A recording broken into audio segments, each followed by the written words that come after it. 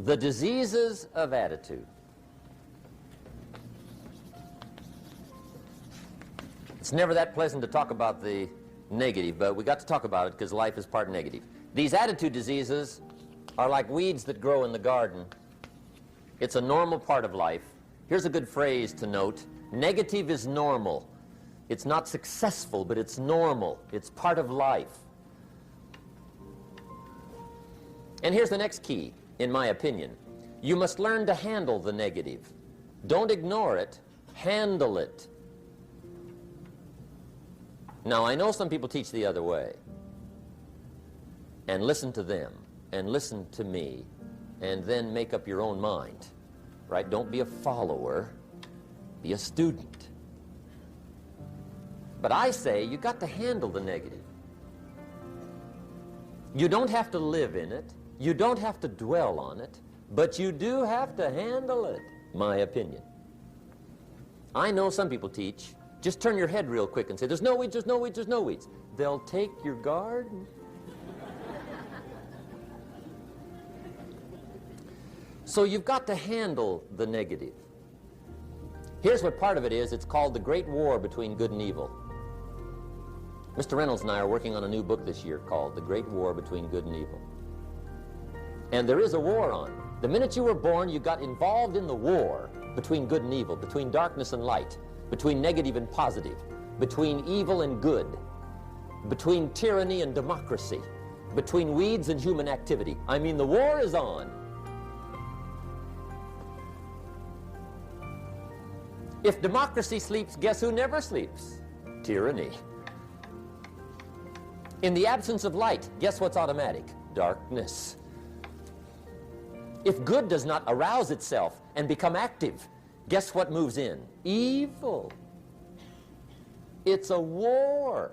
A mental war, a physical war, a financial war, between enterprise and ease, between accomplishment and failure. It's a war. That's why there's an Old Testament phrase that gives the best advice for human activity when it says, 6 days labor, 1 day rest. Now, I'm sure we've taken that to mean, don't work all 7 days, take one off. Here's what it also means, only take one off. Or you're liable to lose the war. Now, we've got it down to 5 and 2, and maybe that's not too dangerous. I don't know. If God would have thought of 5 and 2, he might have made it 5 and 2. I don't know. You can't think of everything. But here's what it does mean. Enterprise is better than ease. If you rest too long, the jungle overtakes the village. Now, here's the good news about the war between good and evil. Evil is no match for good, but good must be active. Weeds are no match for human activity, but if you stand still, how far in will they come? All the way. They'll grow right up around your shoes. But if you get busy, how far back can you take them? As far as you wish. They're no match, but you must be active. That's why the 6 and 1. Make sure you're not losing the war by taking off too much. Guess what the average years are after retirement? 6. 6. Which means don't retire. Your chances are too slim. Okay. The war between good and evil, the weeds. You got to make sure you recognize the negative, handle it, deal with it, and then go on. Let's make a list of the diseases of attitude that can wreck all your chances to do well. One of the words that destroys everything is called neglect. Neglect. And I found this out. A week of neglect could cost you a year of repair. It isn't worth it. So what to be on the lookout for? Here's the list. If you were making it, you'd have the same list I've got. Right? We're not covering anything new tonight. This is a reminding session, not a teaching session. But it doesn't hurt to go over it again. Here's the list. Attitude diseases. Number one is indifference. The shrug of the shoulder. The guy's not even concerned. He's just drifting. This is called the mild approach to life. A disease known as mildness.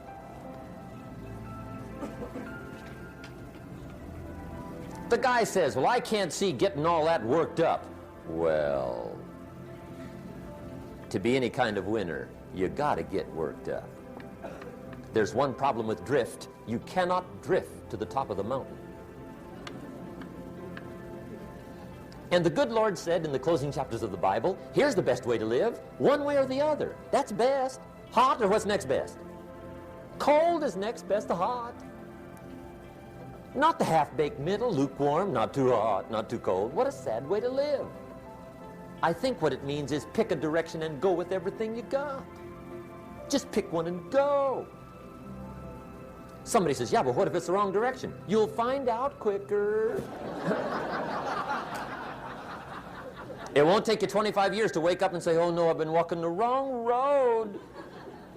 I told my staff the other day, next best to prosperity is adversity. If one doesn't get you, pray for the other.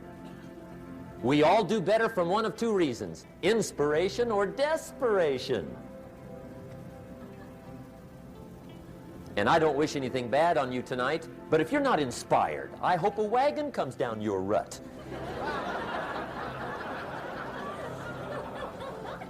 Whatever it takes to get you to try harder, read more, set your goals, and go for it. Somebody asked me one time, what quality would I pick if I wanted to work with somebody? And you know what I picked first? Number one, strong feeling. Please, number one, give me somebody that feels strong. About most anything, I don't even care. Just so they believe it. Even if they disagree with me. Wonderful. Just so they disagree vigorously. I'm not saying it's easy to win those kind of people to your point of view, but I'd rather do that than to try to resurrect people from the dead. Pump them up every month, pump them up, pump them up. I pass. The good Lord needs a leader for the early Christians. Remember the early days of the Christians? Not like today. If you were to stand up in the early days and say, I'm a Christian, cut off your head, toss you and your wife in jail, let you rot. I mean, those were ugly days. Being a Christian back then was not called socially acceptable. They didn't have 125,000 in the Los Angeles Coliseum to hear Billy Graham on a Sunday afternoon. Not back in those days. Back in those days when the Christians got in the Coliseum, it was a different story, right? I mean, the word was, stay out of the Coliseum, especially on Sunday. Last Sunday was Lions 33, Christians nothing. See, those were mean, tough struggle days for the Christians. Now, when the days are mean and tough and struggling, you got to have some kind of leader. Do you know who the good Lord picked for the leader when the days were mean and ugly? Saul. From Tarsus. That's who he picked, Saul. I'll tell you what, I would have picked him. You would have picked him. Anybody would have picked Saul. Saul was one of those incredible guys. Once he got into something, look out. Everybody in the community knew what Saul was in. Because whatever he joined, he'd flip all the switches, open up all the dials, turn on all the faucets, and go like mad. He was known as All-Out Saul. I mean, he was something else. Now, at first, it wasn't working out well. Saul hated Christians, which makes a poor leader, right? I mean, that won't work. Saul got this bug somewhere about the Christians. He got to hating Christians. And he hated them so bad, every time somebody would say Christian, he'd fly into a rage. And I guess he decided one day, it was his mission in life to get rid of all the Christians. He was Saul anyhow, could do most anything he wanted to. So he got in these letters of authority to go around to the various communities and hunt down the Christians. They said, do whatever you want to with them, Saul, they're unpopular anyhow. Drag them in the streets, whip them, stone them, torture them, kill them. You mention the name Saul from Tarsus to the early Christians, I'll tell you what they would do. They would run, hide, lock the doors, leave town, dive underground. I've been in the catacombs of Rome, where they hid. He was mean. I mean, terribly mean. But remember the story? One day Saul's making it for Damascus. Heard about some new Christians, flies into a rage, takes off for Damascus. And the story said he was angry. There's a little sentence in the story that says, on his way to Damascus, he was breathing out threatenings and slaughter, which meant he felt rather strong about the idea, right? That's strong. That's strong. But on this journey, right, according to the story, as Saul was making his way to Damascus, the good Lord looks down out of heaven and says, there's my man, Saul. He's got to be something else. And according to the story, this great light shines out of heaven, knocks him flat, right off his horse, grinds his face in the dirt, and blinds him for 3 days. The good Lord using recruiting tools we can't use, but when you're Lord, right? To make a long story short, Saul from Tarsus becomes converted to Christianity. He becomes Paul, the great leader, the apostle. And without a doubt, the good Lord got him a dandy. One he didn't have to pump up every month. In one of his later writings, he said, the things I once hated, I now love. The things I once loved, I now hate. See, that's strong. Here's the key to the good life. Learn to put everything you've got into everything you do. Whatever you are doing, pour it on. It will quickly open up into opportunity or quickly disclose to you that you ought to be doing something else.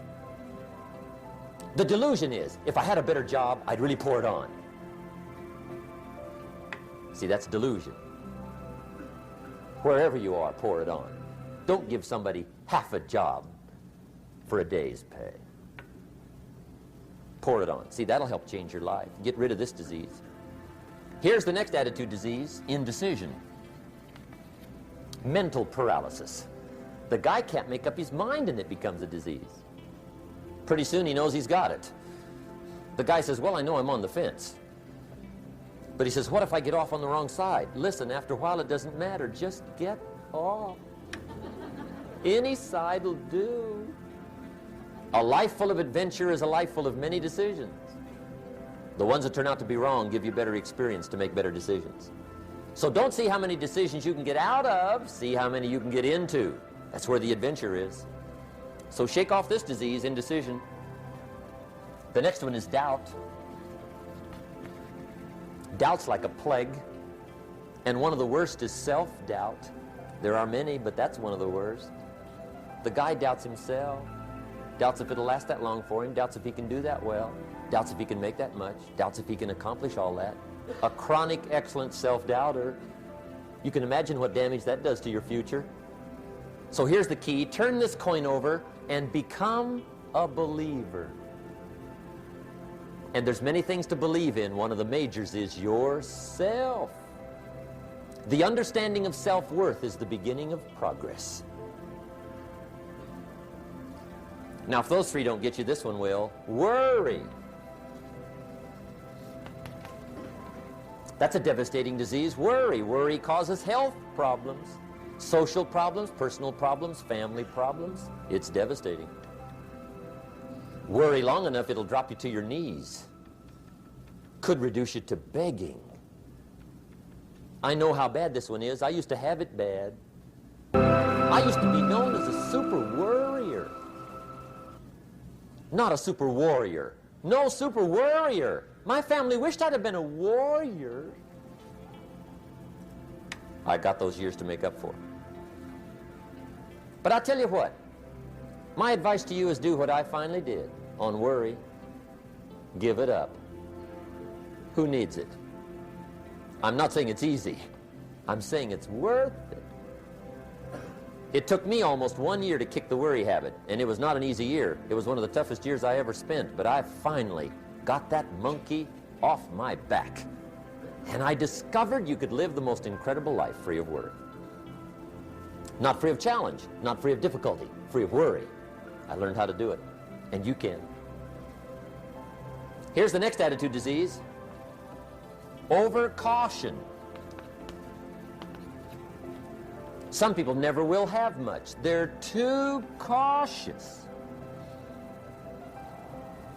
Now, you can also be too reckless, but you can also be too cautious. This is called the timid approach to life. And my caution was always the risk. Risk used to drive me right up the wall. I used to say, what if this happens? It's called the language of the poor. What if this happens? And on top of that, if this was to happen, look at the fix I'd be in. I'd better not try. I could always ace myself out. Then I'll tell you what changed my whole life when I finally discovered it's all risky. The minute you were born, it got risky. If you think trying is risky, wait till they hand you the bill for not trying. If you think investing is risky, wait till you get the tab for not investing. See, it's all risky. Getting married is risky. Having children is risky. Going into business is risky. Investing your money is risky. It's all risky. I'll tell you how risky life is. You're not going to get out alive. That's risky. The Englishman says, well, if that's the way it's going to work out, let's give it a go. Right, that's what it's for. Give it a go. Somebody says, yeah, but I'm looking for safety and security. Fine, then huddle in a corner. We'll cover you with a sheet, bring you 3 meals a day. And we'll protect you, feed you, look after you, care for you. We won't let anything happen to you, and you'll probably live to be 100. The guy said, well, yeah, I'd live to be 100. But what a way to live. Right. What a way to live, safe and secure. Don't ask for security. Ask for adventure. Better to live 30 years full of adventure than 100 years safe in the corner. And see, it's not important how long you live. What's important is how you live. Here's the next attitude disease. We're almost through with this motley list. In fact, we're almost through. Hang on. The next one is pessimism. Pessimism, the deadly disease of always looking on the bad side, the problem side, the difficult side, checking all the reasons why it can't be done. The poor pessimist leads an ugly life. He doesn't try to figure out what's right. He tries to figure out what's wrong. He doesn't look for virtue. He looks for faults. And when he finds them, he's delighted. How ugly. This is the poor guy looks through the window, doesn't see the sunset. He sees the specks on the window.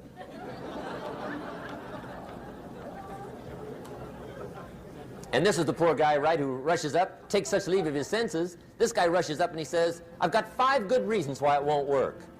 He's so dumb he doesn't know all he needs 1. He's got 5.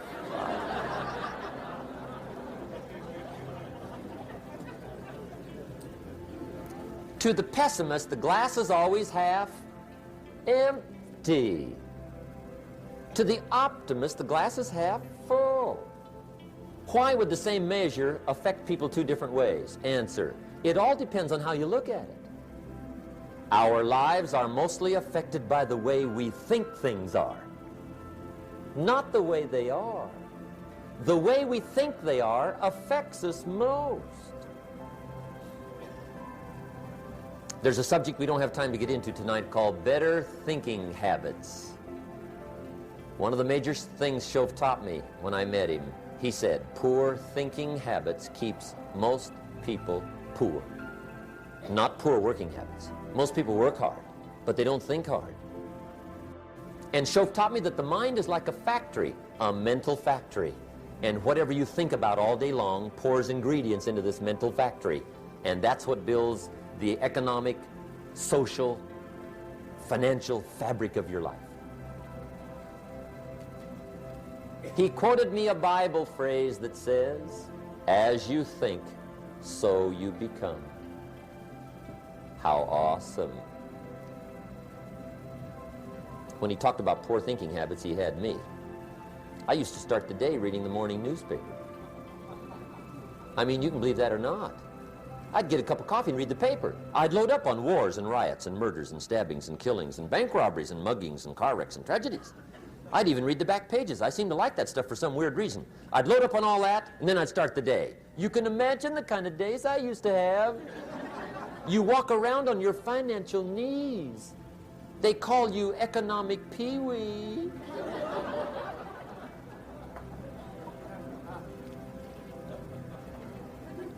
The guy says, I want to be a great leader. Wonderful. The first thing we do is follow him to his house. When we get there, we walk in and check his library, number one. Somebody says, well, why check his library? The reason is because what a man reads pours massive ingredients into his mental factory, and the fabric of his life is built from those ingredients. You would not believe what some people have got in their house to read. You would not believe. One of the best dressed up words I know for a lot of it is trash. Can you imagine dumping a barrel of trash into this mental factory every day and coming out with a rich, dynamic, positive life? It can't be done. You might as well try making a cake with cement.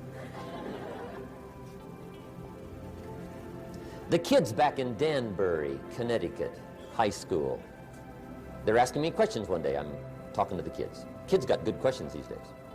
One of them said to me, Mr. Rohn, how do you build the good life? I said, it's simple. It's not easy, but it's simple. Here's how you build anything. Select the right ingredients, keep out the wrong ingredients, and it starts with thought. Everything starts with thought. So you must be wise and careful what you think about, because that starts everything. You got to be wise and careful.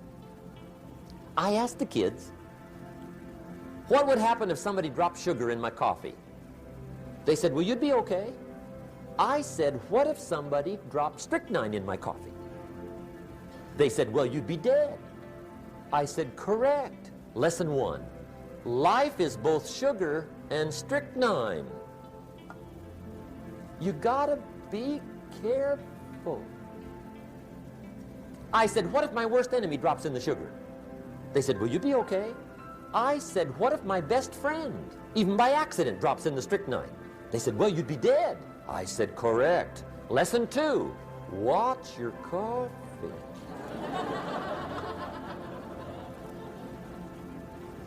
You got to be careful. See, it doesn't matter who hands you the bad stuff. It doesn't matter where you get the bad stuff. It'll still do its damage on your bank account, wherever you get it. Mr. Schoaf gave me one of the greatest phrases when I first met him, when he said, Jim, every day stand guard at the door of your mind. How important. Stand guard at the door of your mind. And you decide what goes into your mental factory. Don't let anybody just dump anything they want to in your mental factory, because you've got to live with the results. Okay, here's the last disease, and we're through with this list. In fact, we're almost through. Hang on. The last subject is very brief. The last disease, but this one is deadly. Engage in this one, indulge in it even slightly, and you might as well forget the future, because it's going to forget you. Complaining, crying, whining, griping, a Bible word called murmuring. See, that'll ace your future. Spend 5 minutes complaining, and you have wasted 5. And you may have begun what's known as economic cancer of the bone. Surely they will soon haul you off into a financial desert and there let you choke on the dust of your own regret. I hope I said that well, so you won't forget. It's a deadly disease. If you don't think it's bad, ask the children of Israel of Old Testament fame. Typical of us all, their story just happened to get in the book. Story says, children of Israel were slaves. God performed a series of dazzling miracles and got them out. And now they're heading for the promised land. Remember the story? Heading for the promised land. Tragedy of the story, they never got there.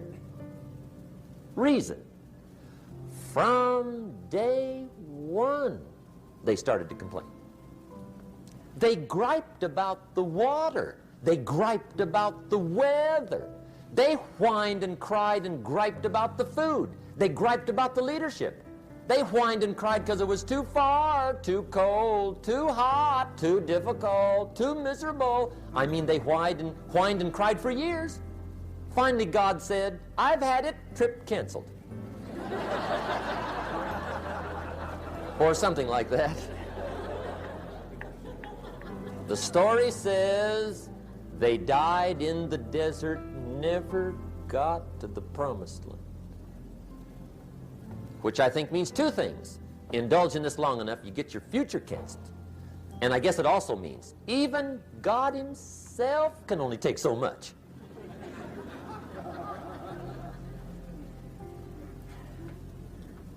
Okay.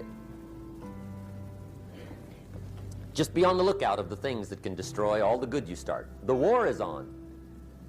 And this evening, tomorrow, mentally, personally, socially, economically, you got to make sure you're winning the war. And this is part of it.